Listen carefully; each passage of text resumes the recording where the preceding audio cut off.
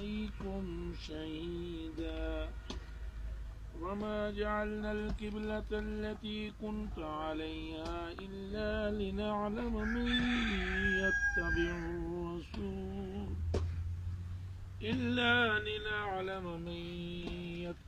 الرسول ممن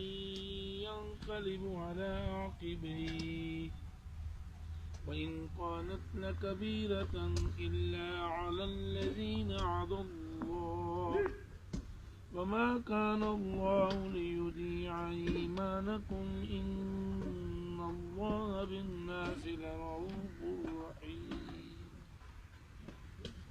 قد نرى تقلب وجهك في السماء فلنولينك قبلة ترضاها فول وجهك شطر المسجد الحرام وحيث ما كنتم فولوا وجوهكم شطرا وإن الذين أوتوا الكتاب ليكتمون